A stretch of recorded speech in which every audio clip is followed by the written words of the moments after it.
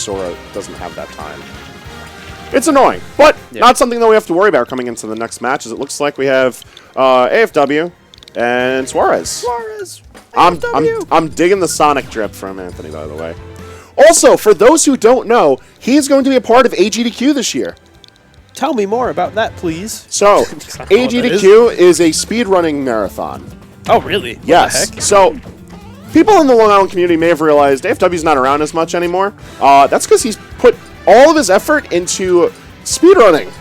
He speedruns Sonic Adventure 2 and Sonic Adventure DX, and he's a record holder in, like, I think he's like he's top 30 in SA2 right now. Oh, that's really cool, He's actually. like top 20 or top 10 at SADX. The Sonic Adventure that was on the game. Yeah, we've put on his streams on from time to time. I found randomly one day months ago when he started getting into SA2 speedrun, because that happens to be my favorite speedrun game. Like, Sonic Adventure 2 is one of my favorite games of all time. I love its speedruns. I actually practiced Hero Story years ago. So, like, I know all this stuff. I found him randomly. It was like, oh, wow! The metagaming. And now he's going to be on AGDQ this upcoming, I think it's in a couple of weeks? Maybe a month or so. Regardless, this is the big shill for the lad. And it looks like he's coming in with Roy against Yoshi. Suarez has been fighting everyone's pocket Roys lately. I feel so bad. Just keep throwing it at him. Everyone's like, yes, world-class Yoshi. Time for my secondary Roy to grow. I saw Suarez fight a Roy at Xeno last Saturday. I don't really remember how the matchup really went. Do you have any insight on that, Frank? There's just a lot of Roys, and a lot of people have been practicing Roy, and I do think Roy's a very good character. Yeah, he is. So if you do want to have something to have in the pocket, it's certainly a good pick. I also think as far as this specific matchup is concerned, a lot of Roy's good stuff buttons also happen to anti-air. So Yoshi, the aerial menace that he is, spends enough time coming in with buttons from the air already.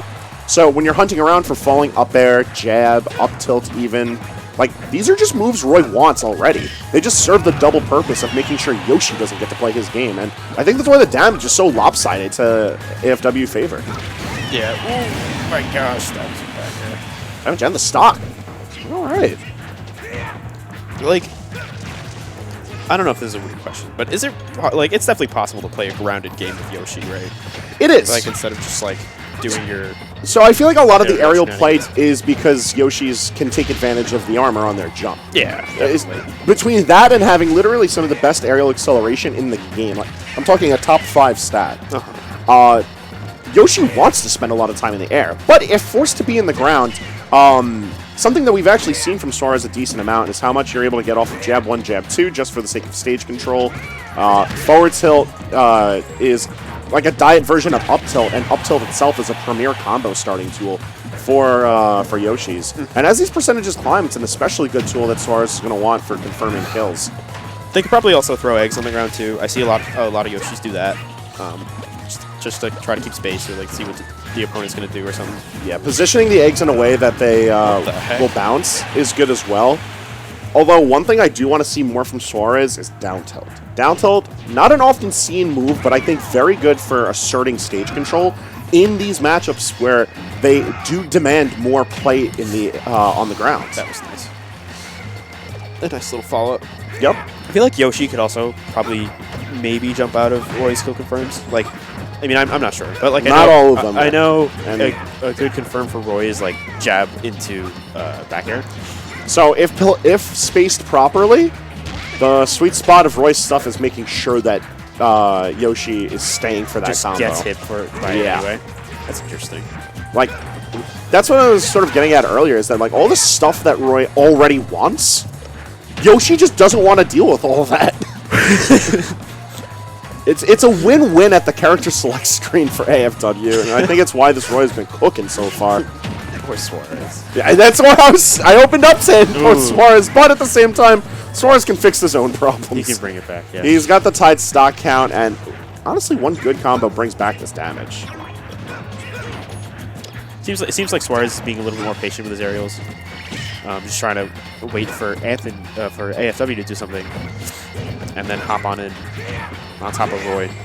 Yeah, no, Roy is able to just sort of wait until Yoshi hits shields.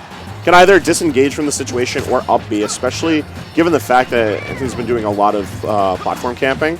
Like, chilling right beneath those platforms gives him a perfect getaway card because he can just up B, land on the platform to reduce the recovery, and then he's above Yoshi. So now, all of a sudden, falling up air and falling forward air are a lot more lively options. Yeah, that was a nice back air to shield. You really are checking off all the commentator bingo slots. What? What'd I do? We'll talk about it later. Oh, no. Help. Oh, that grab wasn't going nowhere. The sweet spots are also just probably hitting a lot more because Yoshi's trying to get into his face. Yeah. So Roy's just like, I like that.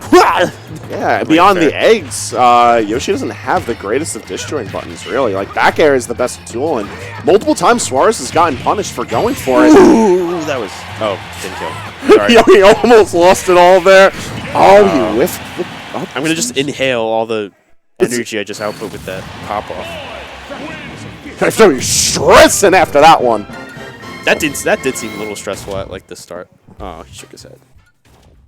All right.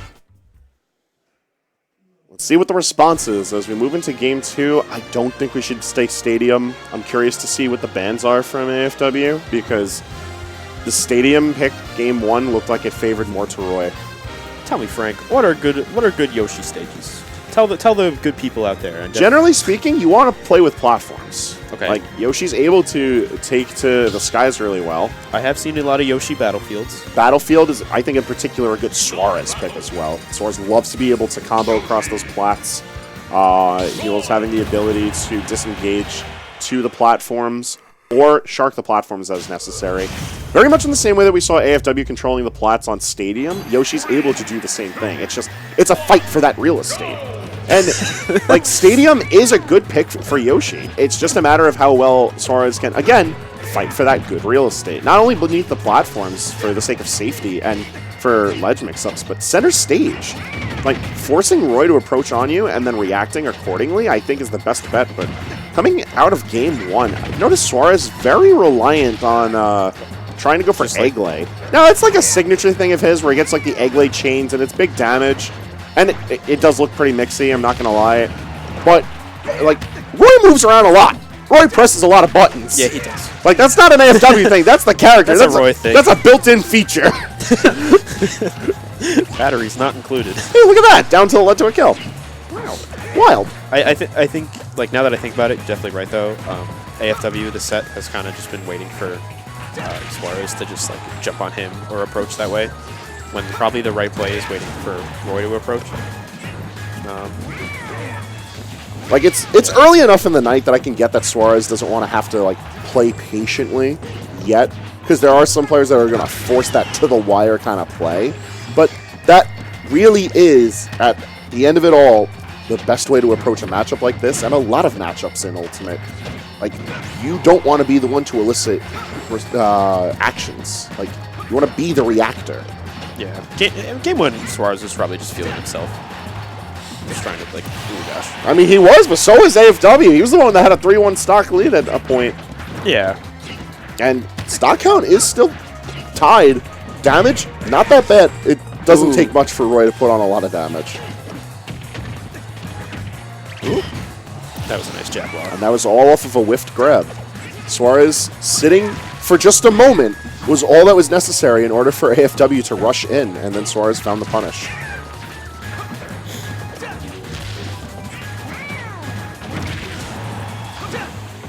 What hit him?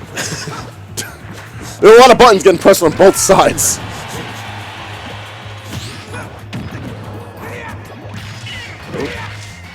Oh! There's that Yoshi armor you wanted. I was right! Took perfect timing on the jump to be able to armor in a way that would protect Suarez. Yeah, that was good. Ooh, a counter. Weird counter. Nice snare of shield. 2 nairs. Get him off stage. AFW's got to be careful not to whiff those techs. Like, miss tech is a disaster in this matchup. And now Suarez is recognizing that because every time we've seen AFW with a tech, it's loses a stock or it's big damage. Yeah. Suarez has just been, like, I feel like he's just keeping him in the air for the last 20 seconds. Oop. The one time he goes in the air, Oh, the top! Roy's getting fired up. You have every right to be Roy. Good for you. You're good in a video game. It took him long enough. Been like since 2001. He's been waiting. As long as I've been alive. Like, Roy's not good in his home game. Yeah, that's what I've heard. He's not good at all. Melee. He's not good at Melee. Not good in Smash 4. Not good in Smash 4. I believe he's in Codename Steam. Not good in that either. You just brought back a memory I didn't know I had. Whoa! Well, it looks like Roy's getting sent right back into that memory because we're going to Game 3. Go back to Codename Steam. And we're going to repress that memory like that. Suarez just fared him down to the bottom of the tier list. Goodbye, Roy. Go back to Melee. Your first game. Actually. Yeah. All right. Let's see where Game 3 takes us. Because it doesn't seem like it's going to be Stadium. No, it's Kalos Pokemon League.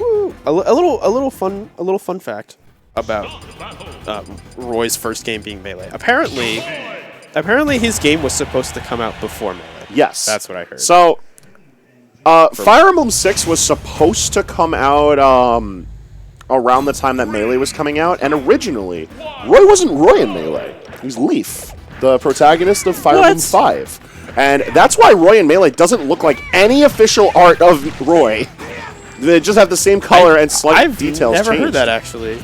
So, because of that, like, they changed Leaf to be Roy in Melee to act as, like, a promotional thing. Yeah. Like, outside of Marth, every character from Fire Emblem that's been added into Smash is along the same time that a game has been released. Like, that's just sort of been in the heritage of, in Fire Emblem and Smash. But Roy, it took him 20 years, yes, but he really came into his own, and he's a fairly interesting character in this game because of how active he is. Like, you know, I make fun of the fact that you gotta press a lot of buttons to be good with this character, but there's not a lot of characters that can just sort of do that, and that's the right answer. A great response from AFW gives him the lead in Game 3. Roy is definitely fun to watch because it's like, it feels like a different experience at the time. Same with Ness a little bit. It's like, huh? That killed? You know? Ness also a very high APM character, but I do feel like Roy does Ness's job a bit better, and at the cost of no projectiles. Yoshi in his own right has his hit confirms into kills, and Suarez, once again, he ties up the stock count with not a lot of damage built up, but we've seen AFW do a lot with a little bit, so the pick into Kalos I do think is an interesting one for this Game 3, but not a bad pick. Yeah, I mean, like you said, like, Yoshi does better with platforms. Maybe not these platforms. The platforms at the ledge here are going to give AFW a little bit of a safety in regards to how he wants to mix up coming off the ledge, because you can't get fared through the platform. Unless the game just decides, like, that you do for some reason. Unless Suarez really wants to tempt fate for me and, like, space fair in a way. But I really got to eat my words. He's listening. Make it one of those kind of Fridays for me, John. I can't fare through ledge. Watch me. He doesn't need to fare through ledge. No, he just fare in the vague vicinity of the ledge, and I guess that's good enough. Even with good DI, they've just sort of exploded there. Oh, what the heck? All right, John, I feel like Suarez is doing a lot more cross-ups on shield. Because I know like game 1 and 2, he was just kind of hitting Roy's shield and then just getting hit back. Crossing up on shields, of course, very good for mix-ups, because sometimes you can cross up and sometimes you don't. Yeah, well, the only thing you have to worry about from, is that. The only thing you have to worry about from Roy is potentially up B.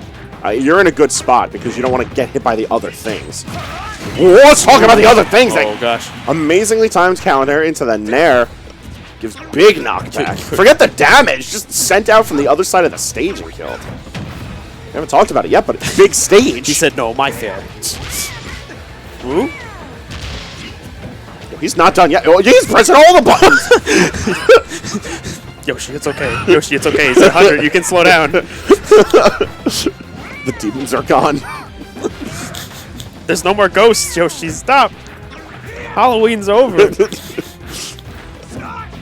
Oh my gosh, down air.